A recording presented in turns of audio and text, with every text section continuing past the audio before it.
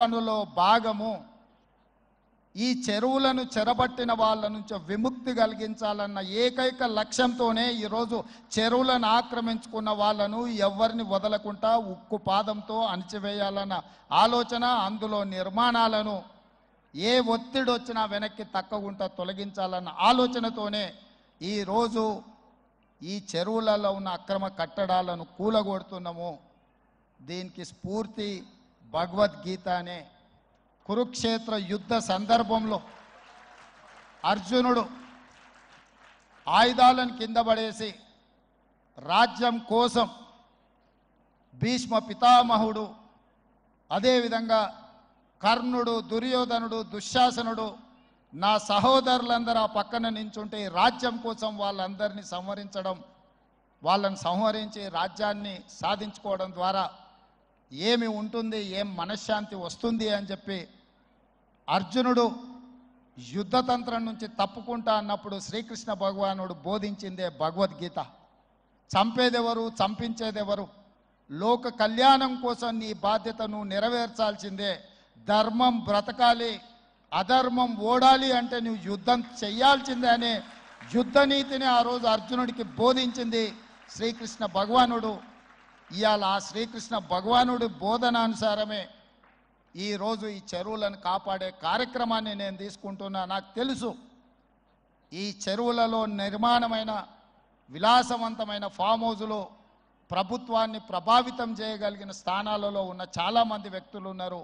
ప్రత్యక్షంగా ప్రభుత్వంలో భాగస్వాములు అయి ఉండొచ్చు, లేకపోతే సమాజం మీద బాగా ప్రభావితం చేయగలిగిన వ్యక్తులు ఉండొచ్చు. కానీ వాటన్నిటినీ నేను పట్టించుకోదలుచుకోలే. ఇది భవిష్యత్ తరాలకు, ఇది రాజకీయాలకు సంబంధం లేదు. నేను స్పష్టంగా చెప్పదలుచుకున్నా. రాజకీయాల కోసమో లేకపోతే రాజకీయ నాయకులను కొంతమందిని దృష్టిలో పెట్టుకొని చేపడుతున్న కార్యక్రమం కాదు ఇది. భవిష్యత్ తరాలకు, మన పిల్లలకు, వాళ్ళ పిల్లలకు వారసత్వంగా మనం అందించే సంపద ఈ సరస్సులు, ఈ నదులు, లేకపోతే ఈ రోజున్న ఈ చెరువులు. ఈ ప్రకృతి సంపదను మనం విధ్వంసం చేస్తే ప్రకృతి మన మీద కక్ష కడుతుంది. ప్రకృతి మన మీద ప్రకోపిస్తే మనం చెన్నైలో చూసినాం, అదేవిధంగా ఉత్తరాఖండ్లో చూసినాం, నిన్నగాక మొన్న వాయనాడు మనం కేరళలో చూసినాం.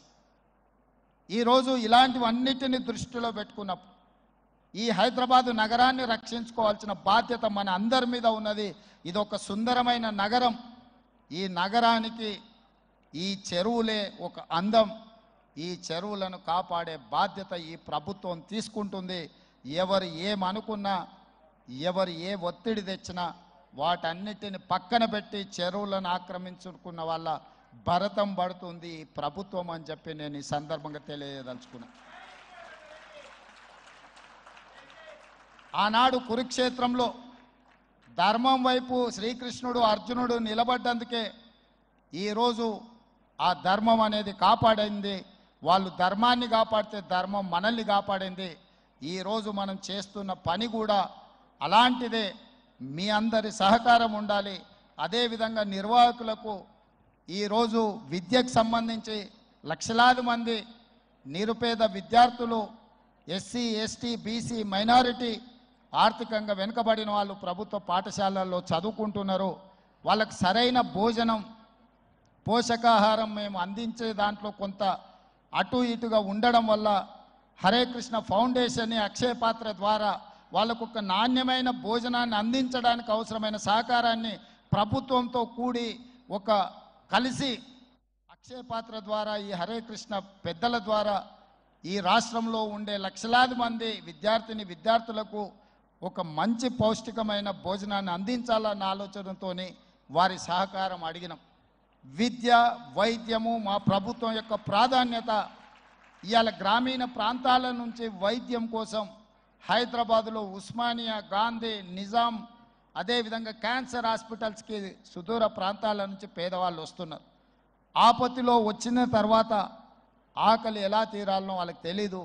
ప్రభుత్వం నిర్వహిస్తున్న కార్యక్రమాలు వాళ్ళకి చేరడానికి కొంత ఇబ్బందికరమైన పరిస్థితి ఉంది.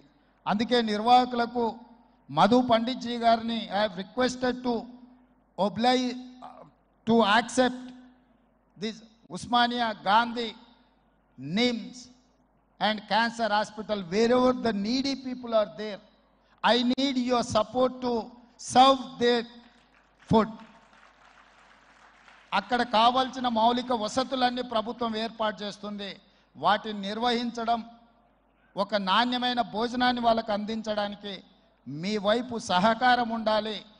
మీరు మేము కలిసి ఈ ప్రభుత్వాన్ని ముందుకు తీసుకెళ్తే నిజంగా ప్రజలకు అవసరమైన అవసరాలను తీర్చే అవకాశం ఉంటుంది. తప్పకుండా హరే రామ హరే కృష్ణ సంస్థ నుంచి చేపట్టే ప్రతి కార్యక్రమానికి మా ప్రభుత్వం వైపు నుంచి సంపూర్ణంగా మద్దతు ఉంటుంది. ప్రభుత్వం చేపట్టే పథకాలలో కూడా అవసరమైన దగ్గర మీ సహకారాన్ని మేము ఆశిస్తున్నాం. మీ సహకారం ఉంటే ఈ ప్రభుత్వం ఒక ఆదర్శమైన రాష్ట్రంగా తెలంగాణ రాష్ట్రాన్ని తీర్చిదిద్దుతుందని తెలియజేస్తూ మరొకసారి భక్తులకు, దాతలకు, నిర్వాహకులకు అభినందనలు తెలియజేస్తూ, దాతలు వీలైనంత మేరకు ఈ హరే కృష్ణ ఫౌండేషన్కి మీరు సహాయం అందిస్తే అది పేదలకు చేరుతుంది. పేదలకు మీరు అందించాలనుకున్న ఏ కార్యక్రమమైనా వీరి ద్వారా చేరుస్తే తప్పకుండా పేదలకు చేరుతుందని సంపూర్ణంగా నేను